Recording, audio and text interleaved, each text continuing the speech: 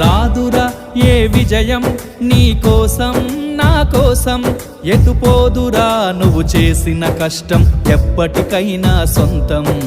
కాలంతో పయనించే వాడికి కానిది ఏముంది, సాధనతోనే సాధ్యమవ్వునని సదాశయంతో సాగర ముందుకు. రాదురా ఏ విజయం నీ కోసం నా కోసం, ఎటుపోదురా నువ్వు చేసిన కష్టం ఎప్పటికైనా సొంతం.